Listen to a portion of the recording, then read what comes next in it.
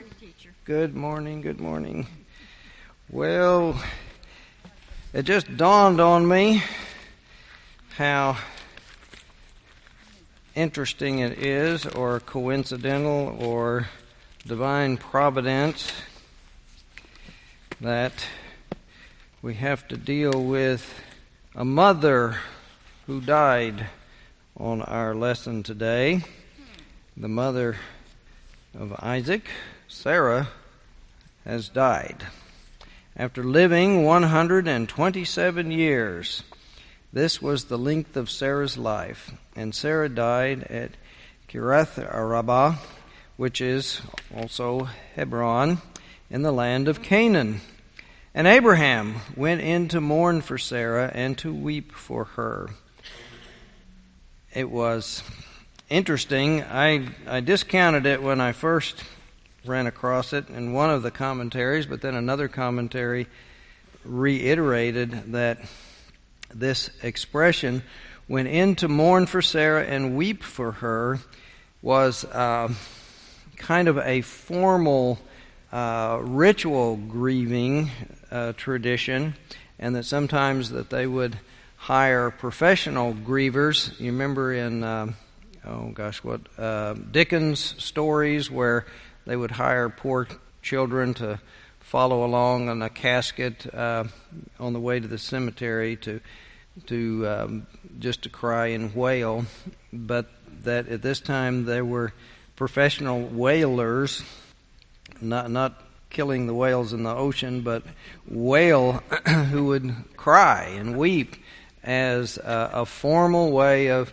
demonstrating one's grief.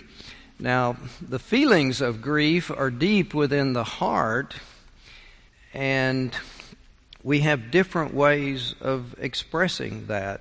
Some withdraw into a silence and go into a dark room, and then others have very expressive ways of grieving. Will wail and cry.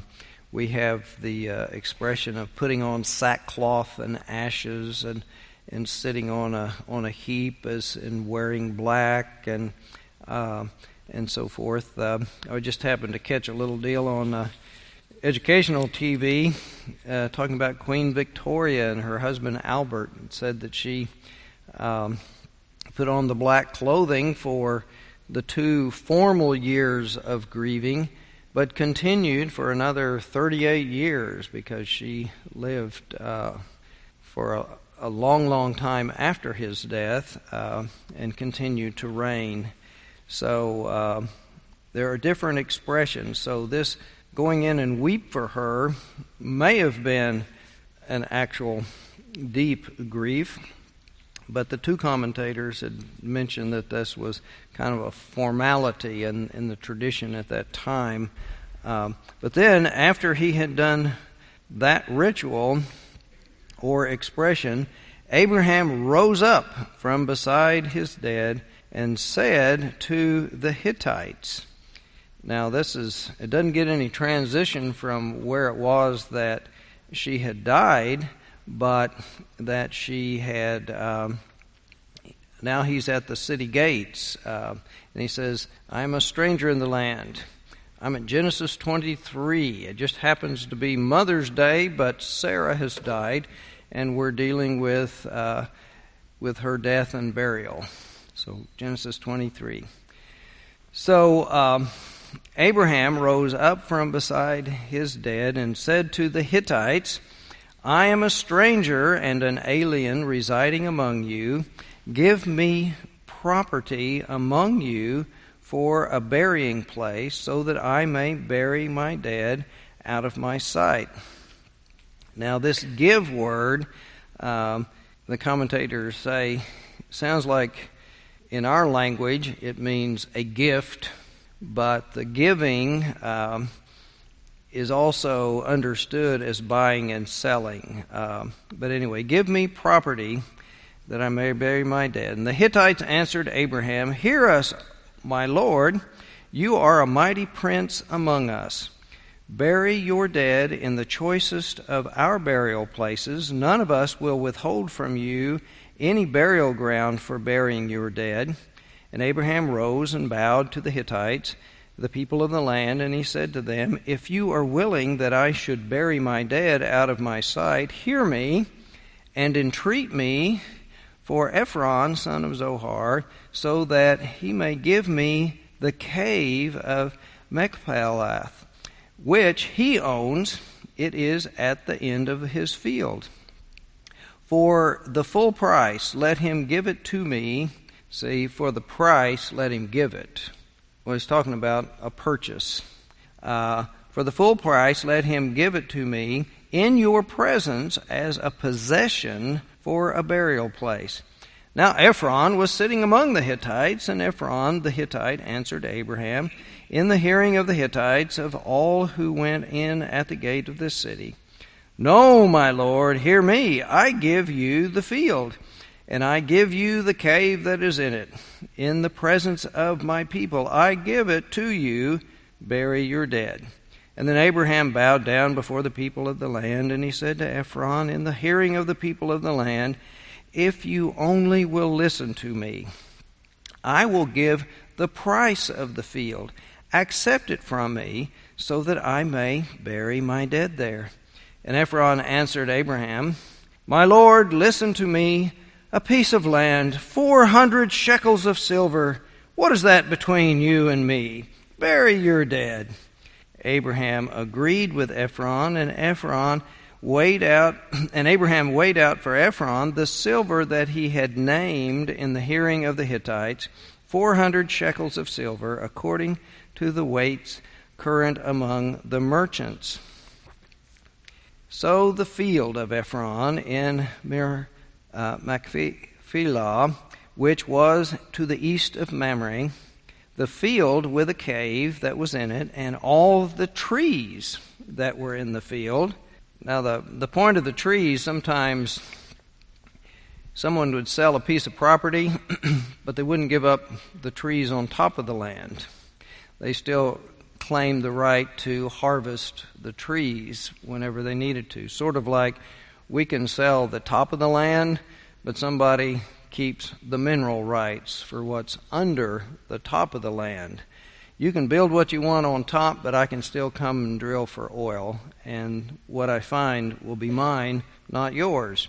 So the trees were always significant in the buying and the selling. Anyway, and the trees that were in the field also went along with this purchase throughout its whole area, passed to Abraham as a possession in the presence of the Hittites, in the presence of all who went in at the city gates. And after this, Abraham buried Sarah, his wife, in the cave of the field of Machpelah, facing Mamre, that is Hebron, in the land of Canaan. The field and the cave that is in it passed from the Hittites into Abraham's possession as a burial place. Now, kind of an interesting, a lot of detail about this business dealing. And I was reflecting on this with the big climax. This passage follows after the test of the binding of Isaac, when Abraham was tested by God. "Will you give me your best, your most beloved?" And so we knew it was a test because we were told that at the beginning of that. But then right after that, then we have this event of Sarah dying. So this is beginning of the winding down of the story of Abraham, and pretty soon we just kind of leave Abraham in the dust and move on with the rest of the patriarchs and the story of the people of Israel. So Sarah dies, and we need a funeral arrangement for the burial plot. And in thinking about this, it's interesting that so much of our focus of attention, our whole life long, is where will we live? Where will we place our bodies for us to live? Now, when we're young, we kind of go along with our parents. But even at that, a lot of times we try to stake out our space. what is my space?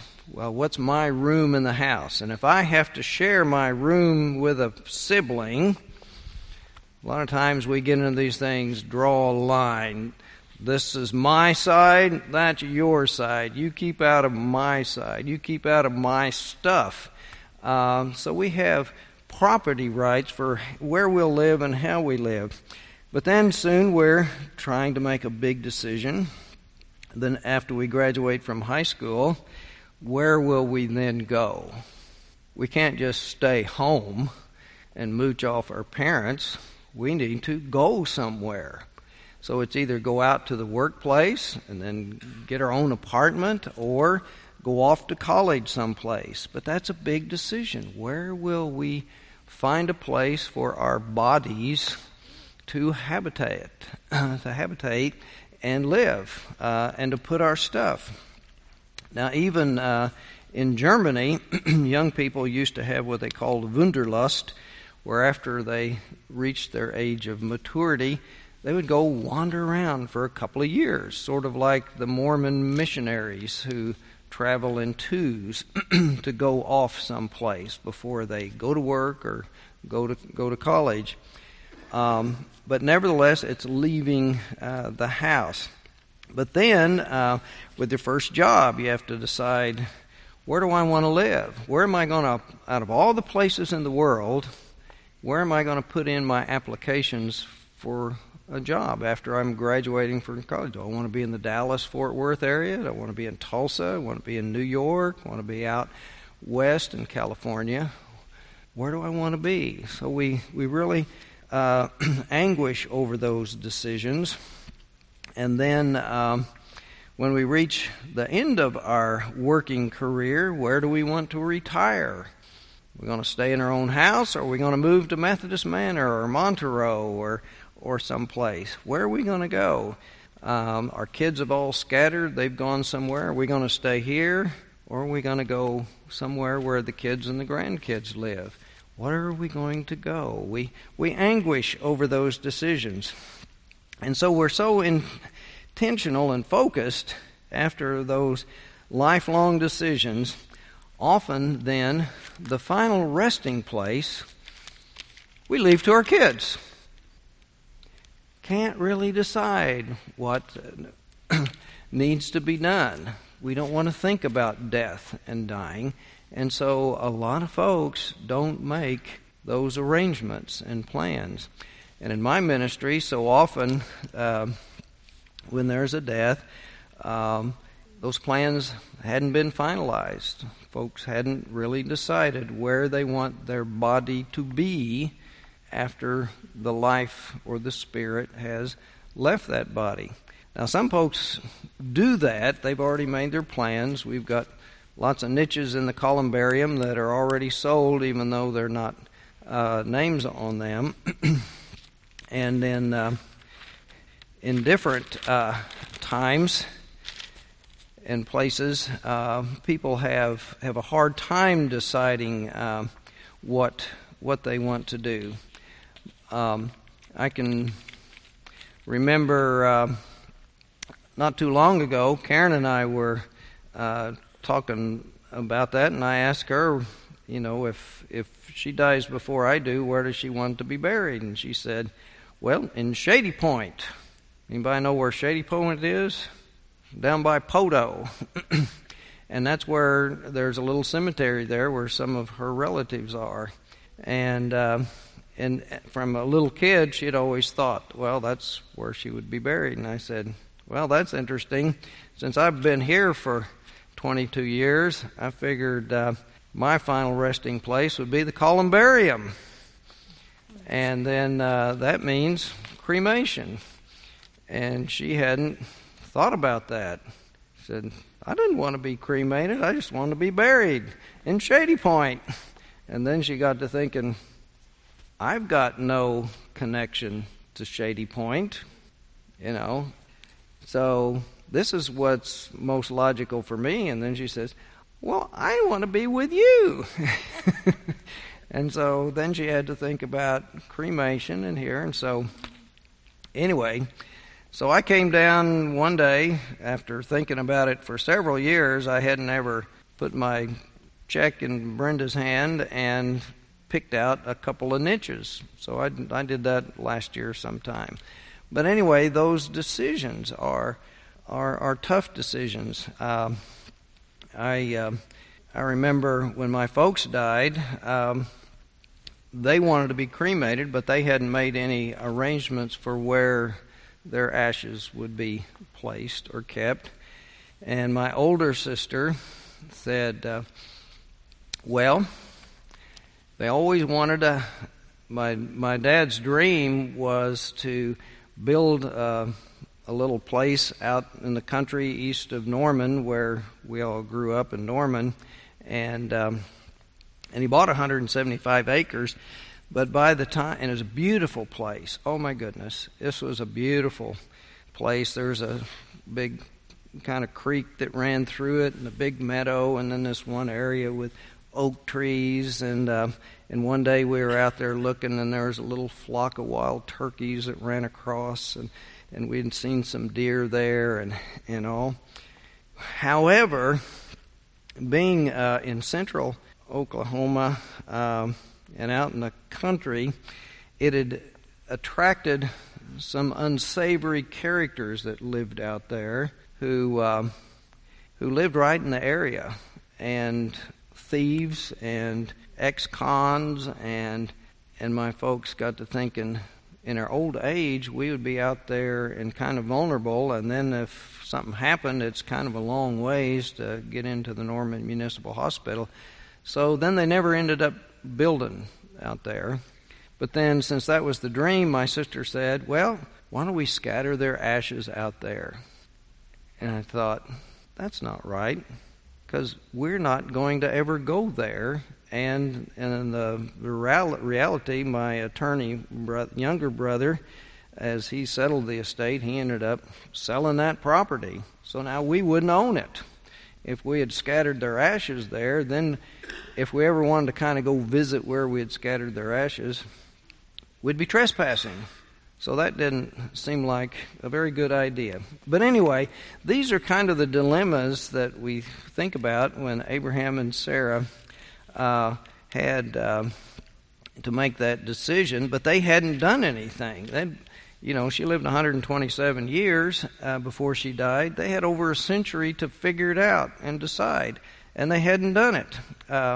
So this passage about Sarah's death and burial is in the priestly version sources, but that the priestly source had kind of grabbed pretty much this whole story, because the detail is not characteristic of the priestly version to go into all this dialogue and so forth. That's more like a Yahwist passage. But anyway, 127 years in the priestly reckoning. So that part shows priestly because they're staying with the age. The priestly version is the one that kind of fixed the ages and made Abraham and Sarah really much older than some of the stories indicated that they might have actually been. Remember that Isaac is indicated as just a small boy at the time, but then Abraham loads all the wood on Isaac for him to carry as they journey for the sacrifice. But anyway, those ways of trying to get the source of the story, it's very old, but the priestly version grabbed an old story and worked it into his version.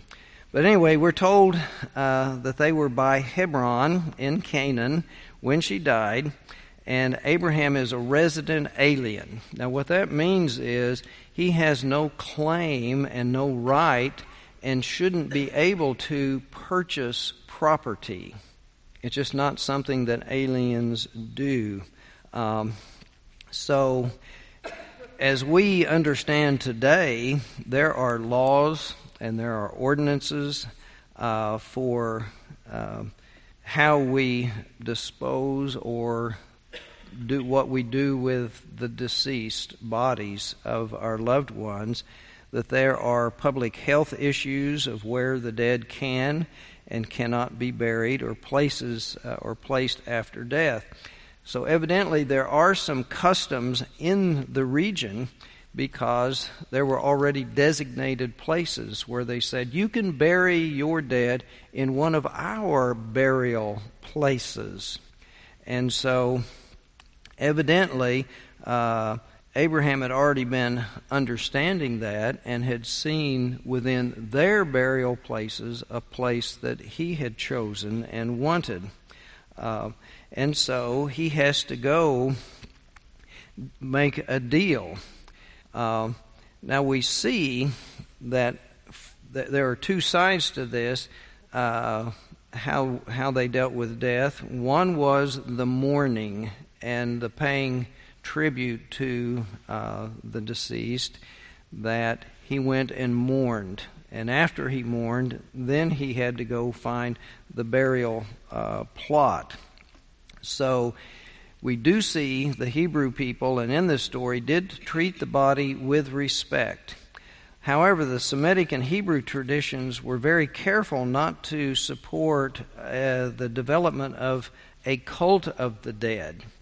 Because if we compare this very humble way of purchasing a cave in order to bury his wife with the Egyptian way of dealing with the death, they had a tremendous cult of the dead, that they thought that that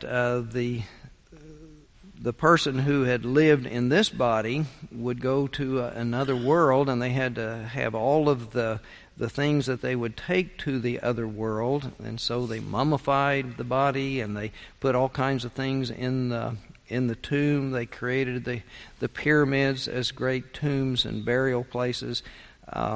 So there was a tremendous, if you will, cult of the dead, and the Hebrew people were polar opposite of that kind of way of dealing with their dead.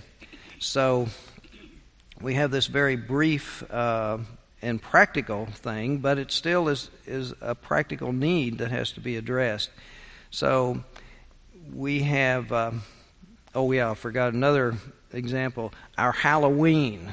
All the cultural Halloween things of tombstones and witches and goblins and spirits and all of that is a pagan kind of thing. And then the Christians tried to baptize it, and we would make it the night before All Saints' Day as a way to try to rein in the pagan religious customs. The church tried to make All Saints' Day a day to honor those who had died and gone before, and the saints who had died in the Lord. But anyway, that came about again as the church trying to change the pagan culture and pagan religion and give some positive Christian substitute for the pagan things. But sort of like a lot of Christmas customs, the Halloween customs seem to have some strange life of its own that won't die. It just keeps on going. There's something in human beings that are fascinated with death and dying that kind of keeps all that Halloween stuff alive. Besides that, it's fun to dress up in costumes and act silly and have an excuse to run around and create mischief, I guess. But anyway. Also the Romans, they had their thing, and the Romans and the Pharaohs tried to make their great leaders into gods and made them minor deities. But in the Hebrew religion, it was very reticent to encourage anything like that in dealing with the death of the body. All this matter of fact, very practical. One grieves the loss, but then no pomp and circumstance, and then you respect the body, have it buried, instead of thrown on the garbage heap at the city gates. That was the Gehenna, or the idea of hell, comes part of this, that some bodies of the poor that didn't have family, the homeless, when they died, they were just dumped out at the garbage dump as a way of saying, you were trash in life, now you're trash in death. So we have Abraham grieves Sarah's death, but immediately he needs to take land for the burial site. He's the resident alien, and he doesn't have a right to really buy that land. And to show his low status in the prophets, we have the expression the orphan, the widow, and the stranger in the land, or the resident alien. Now, these are the lowest of society, the ones with the least power, the ones who are most vulnerable, and often those who are oppressed by the powerful. And so he is in a very lowly status as resident alien. However, he has gained the respect of the people in the land as a prince, as a great leader of his tribe. But at the city gates of Hebron, the landed gentry, as it were, the property owners, gather at the gates and they make decisions for the city. It's kind of like city council and local court. So much in the commentaries deal with the term Hittites, and basically these were not the Hittites of the great power that developed in the 2nd century. It's anachronistic to think of who these people were at that time, but they may have been some of the ancestors or precursors that later became the Hittites. But the time frame, it's anachronistic to say these were the Hittites that we're familiar with. But anyway, it may have developed out of children of Heth, and it may have been some of these earlier ancestors, as I said. But anyway, it's the city fathers, regardless of their ethnicity, and they are Canaanites. This is the important part. In the general terms, they are Canaanites in this area around Hebron. And this way of negotiating and the dialogue seemed to be historically accurate. This is kind of the way that they would talk with one another. When he named the price, 400 shekels of silver. What is that between me and you? I give you the land, but it's so what if it's worth 400 shekels? That's nothing between friends, which means we could think that it means it's just a gift. It's just a gift. You take it. But really, in this game playing of the negotiation, he has named the price. He comes up with a number. And, what is 400 shekels of silver to us? What's the value? What's it equal to? Yes, sir, it is quite a bit. It's a lot of money. It's way more than what this little piece of property and cave probably ought to be worth. So they go on and discuss things that we won't recognize in this text, just reading it from our perspective in life. But this resident alien is trying to buy land. Now, he's really not supposed to be able to purchase land. And so Ephron really shouldn't be selling him land in the first place. But why would he kind of go along and allow Abraham to buy the land? Well, on the one hand, they suggest that like in feudalism, when someone in the feudalistic system, and there was an element of this at this time, the person at the highest level of power essentially is in control of the whole region. And those people who live in the region and own property, the top power has the army and the power to protect his region, and as he protects his region, he is protecting all the individual property owners to have stability of their land and ownership, and not have a conqueror come in and take it away from them and kill them and give the land to the conqueror's followers. So in order to protect the land and be protected, then the landowners in this feudal system owe to that king certain obligations, either money to support the army or to send grown sons to be soldiers in the army. So the possibility is that Ephron, not only wanting to make a nice profit, also not only the cave but the whole section of land so that he can get out from under some of the responsibilities and duties of owning the land, that then it goes to Abraham, who has to pay the taxes or supply sons to the army in that sense. We're not sure exactly the details of such, but that may have been a part of his willingness to add the whole section. Now, we don't know, since that's so ancient a story, how big the section was. So the 400 shekels might have been an extremely exaggerated price, or it might not have been so exaggerated because it might have been a pretty big piece of property. Nevertheless, it does change hands. Now, all of this in mentioning the people that were around listening to this. This is the way business transactions were done. They didn't have a whole lot of written things and courthouses to record deeds and so forth.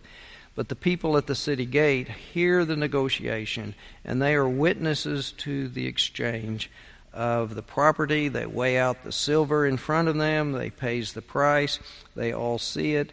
The ownership of the land changes hands. So he is acquiring a piece of property that he will go ahead and own. You know, I forgot to finish my story. What happened to my parents? I didn't finish that part of the story, did I?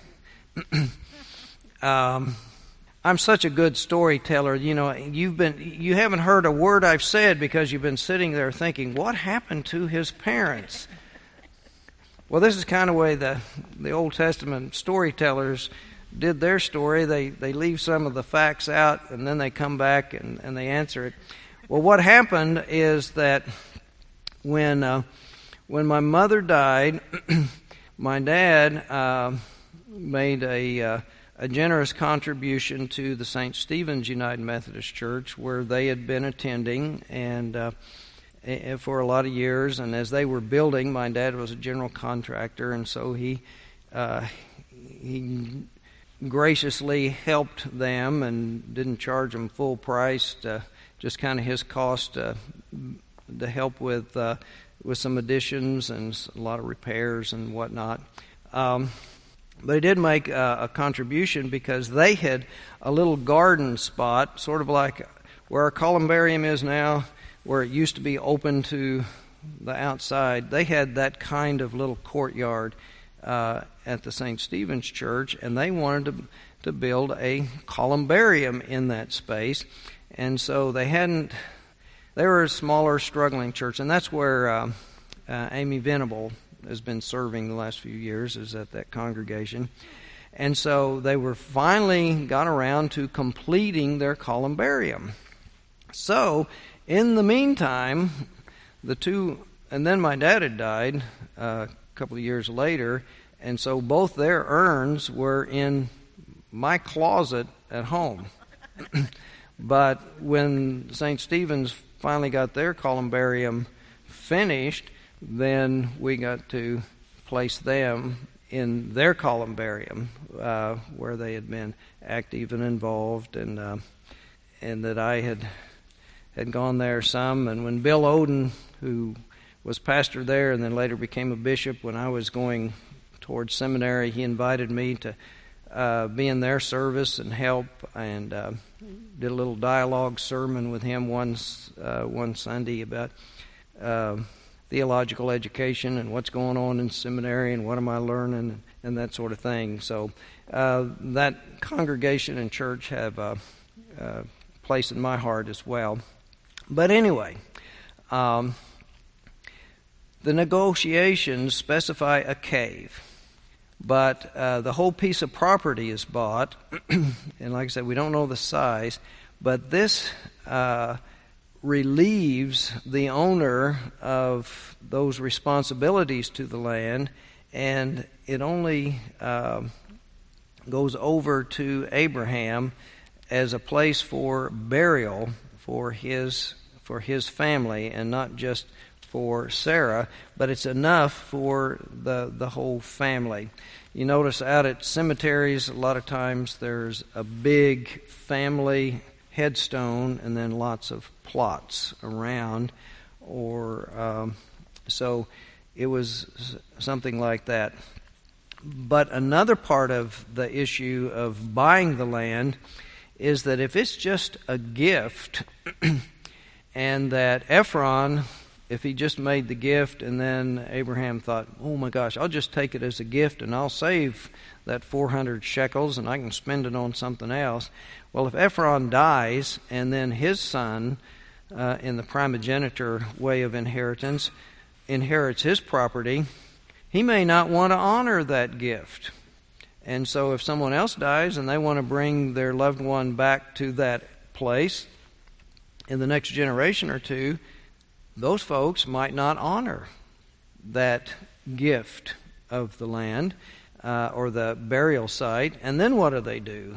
They have to go bury their loved ones somewhere else. And now, instead of the family plot, they're scattered. And so this owning the land in perpetuity is a way of holding on to this family burial plot. And then it becomes that place where loved ones can return. Now, this is something I give advice to families who decide they don't want, there's a cremation, and they want to scatter the ashes someplace that was significant and important to their loved one. Sometimes it's in the ocean. They always wanted to go, or their most favorite vacation was Hawaii, so we're going to take the ashes back to Hawaii. And good excuse to make a trip to Hawaii, I guess. But sometimes at the mountains. And I suggest to them that it may not be important to you, but in the next generation, someone might want to know, where are my grandparents or my great-grandparents buried? And with ashes, you can take a little bit of the ashes and scatter them at that place, but then you can keep the bulk and have some place where their name is written in stone, and this is where they are. My family, since I've been in the ministry and since my dad was a general contractor, and we really didn't have time to go travel. And we didn't do the Memorial Day, clean up the grave and put flowers on the grave. That wasn't a part of our tradition. And my grandparents and aunt and uncle and so forth are buried in the mausoleum in Oklahoma City at the big cemetery there. I forget the name of it. But anyway, I had a funeral one day, and we were going to do the burial over there, and I got over there way early. I got there quicker than I thought I would. And so I went into the office and I asked, can you tell me where the Tankersley clan is buried? And they told me, and it's over there in the mausoleum. And so I went over there just to see. And it was very interesting, the feeling I had that it was good to know this is where they are. And I remember that my aunt and uncle had a stillborn baby, but since it was a stillborn baby, there's grief at the time, but that person didn't grow and live to become someone you knew and knew all about, and they had a history, but they had a niche for her. And that reminded me of that as well. And the grief and the sorrow that hung over my aunt and uncle's family when they lost that child. So anyway, that really impressed upon me that it may not be important to one generation, but succeeding generations, it may be very important to have a place where that person is named. We traveled in the South, followed the Natchez Trail and stayed in some bed and breakfasts that were in some old, the big house where they used to own slaves, and the mansion, an old Southern mansion that had been turned into a bed and breakfast. Well, I thought mansion, but that didn't seem right. But anyway, plantation, the plantation, the big house, which is something else. Did you all know they have the big porches on those? And the way I always thought about the big porch was that you would sit out there drinking your mint juleps and rocking on the rocker and watch the people walk by. When we were traveling, they told us that they called that the Galleria. Do you know why? It's not so the people who own the house can watch others walk by, but they could dress up in their nice clothes and they could walk around and the people out there could see them. The Galleria. It was for them to be viewed by the common folk. I found that interesting. I don't know what to think about it, but I found that interesting. Anyway, so it's interesting the way words take on meanings, and as time passes, we don't understand the origin and the significance of those meanings. But anyway, the big question was, what does all of this story have to do, because all of the ancient stories that are in Genesis were all meant to be for teaching. And so there's something it wants us to understand. And on the one hand, it has to do with Abraham owning land that he wasn't supposed to be able to own because he was a foreigner in that land. But yet God had promised that Abraham would possess the land in the first promise. But then the promise gets altered that the land will belong to your progeny, those who follow. So the story is important, that even though in life Abraham never experienced the fulfillment of God's promise of the land of Canaan, in death the promise is fulfilled. Sarah and he are buried in the land of Canaan on their own property. It's a foreshadowing or a first fruits of the promise to eventually be fulfilled, where they will possess the whole land. And that is a very important promise as we look at who is hearing this story. At the time of the writing of Genesis is around the time of the Babylonian exile, and the Hebrew people are not in possession of the promised land. They have lost the promised land. They've been carried into exile. And so this story is a reminder that God keeps His promises. Even though at the time that you are living and experiencing life in the world, God's promises can be trusted. They will be fulfilled, even though at the moment they don't seem like it's going to happen. Have faith and trust. Remember Abraham. He got the promise. He followed God. He was obedient. He met the test. He did all that God had wanted him to do, but yet the promise wasn't fulfilled in his lifetime. But yet in death it was fulfilled. And then eventually the rest of the promise, his progeny would possess the land. But they were disobedient and it got taken away. But then the prophets had promised a return, a Messiah, and so forth would come. So the point of the story being told is to lift up hope, that there is always hope in God's promises. So, another thing, Brueggemann in his commentary pointed out that in this whole story, God isn't mentioned. Now, in one place it calls him Abraham a great prince, and some translations will say Prince of God, and that's the only place. But then his status as a resident alien is that he's a very significant person, because the people around him have seen that he is blessed.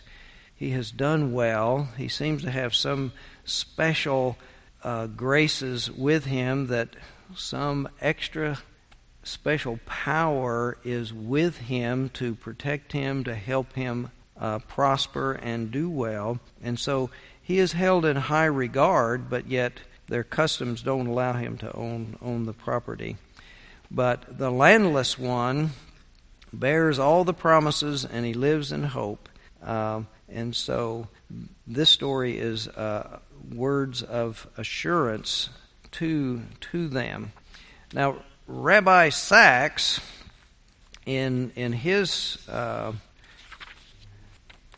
commentary on, this is a Hebrew scholar, Covenant and Conversation. It's a weekly reading of the Jewish Bible, and this one is from Genesis, although he jumps around. He doesn't go verse by verse, but he takes little parts of the story and then makes commentary.